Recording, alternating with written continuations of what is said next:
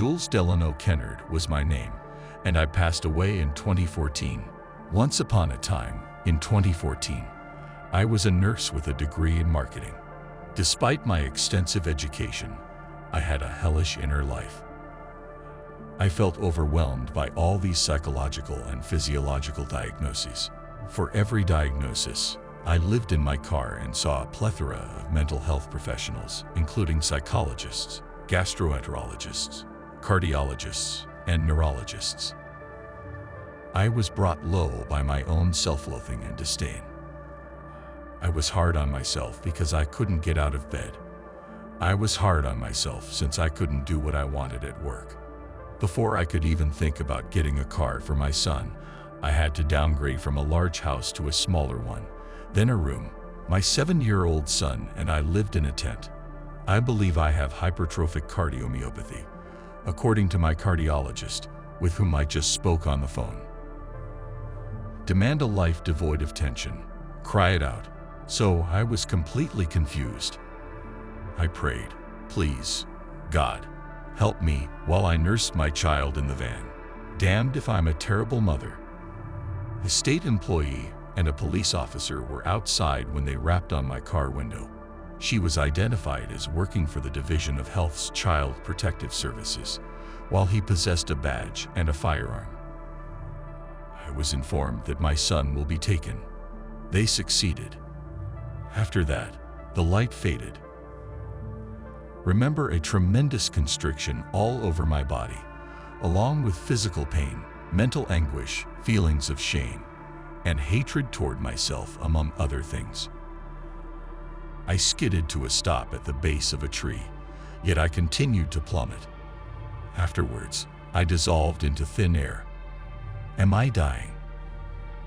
I shouted, "Stop opposing what is."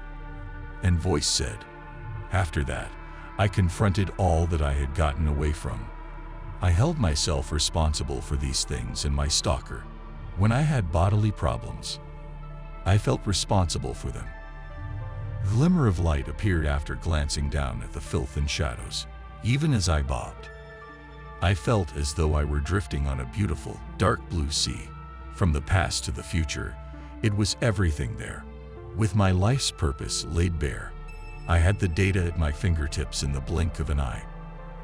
That is just stunning. One presence, blue blackness, was inexperienced. This unity shook, vibrated, and polarized like my fingertips. As the feeling of oneness grew, entities with a spectrum of colors, energies, and plasma-like properties appeared and spoke with me in a nonverbal way. It seemed as if they grasped my meaning. What they said was perfect, and I got it. This unity is the source of our shared human experience.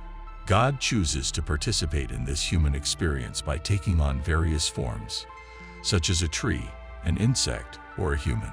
Because we feed God, everything fell into place. Despite my lack of knowledge about the time or the exterior, this non-verbal, non-phonetic message made perfect sense. I have no clue. Thank goodness no one noticed me as I was hiding in the trees. From the inside, I descended into the dirt, and it was beautiful. Everything was coherent, and there was no beginning or finish. I was afraid of the beautiful human experience. I yearned to be more like other people, and the difference was overwhelming. Nevertheless, upon awakening on the 4th floor, I beheld a ring of electricity encircling my form, as well as rocks, cars, and trees. For a long time, I could come back to this before going to sleep or first thing in the morning. A wormhole resembling a black hole may be located if I returned. With each visit, I could re-experience this exquisite delight and download even more. Am grateful for the organization. My symptoms slipped my mind. Everyone thought I was younger than I was. My eldest daughter invited me around for tea one afternoon. I blamed my son because I felt something was wrong. My son Seth was on my mind. The youngest of my daughters, Sophia. Tragically, she lost her life in a car accident while her route to college. I remember being stunned and amazed, let out a piercing scream. However, she appeared composed. Where is she?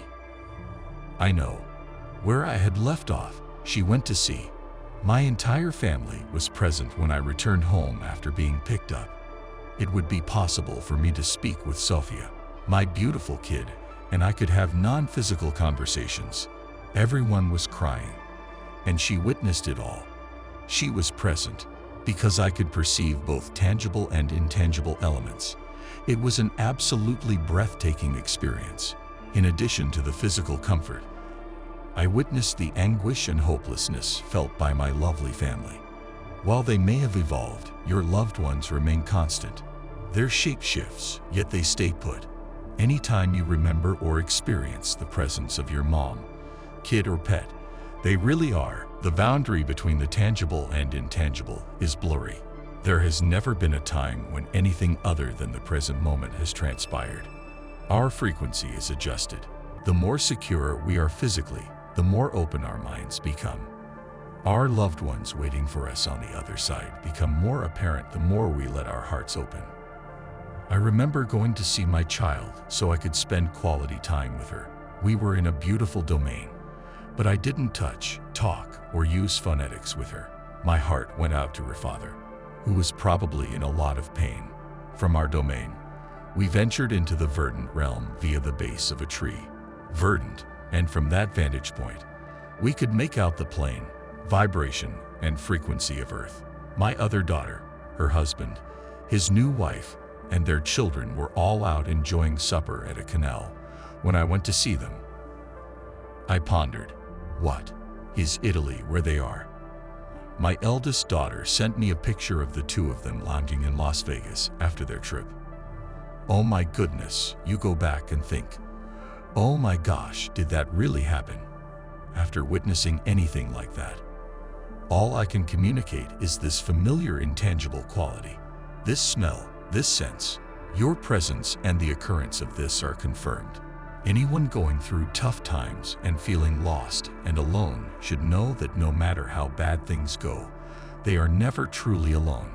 This magnificent spirit of unity has 8 billion unique manifestations, all bestowed upon us by God. Without individuality, there would be no such thing as human experience, which is why diversity is so important. Individuality gives rise to distinction and novelty. This wonderful, non-dualistic love, which can be terrible and difficult at times, isn't there by accident. As spirits, we have made the conscious decision to come here. Our awareness expands and deepens in the face of adversity. We bring back any new information that has emerged from the shadows. Both Source and God benefit from our lives' experiences. To put it simply, turn inward. Close your eyes and turn inward if you're hurt, confused, and all by yourself. Use these spiritual glasses to peer into the depths of your being and find the divine voice or intuitive nature dwelling inside you. Keep it at all times. I'm grateful that you took the time to hear my story. You are never truly lost or alone. From one human being to another, you are always receiving new messages from that intuitive part of yourself. Being there to listen and respect that is essential.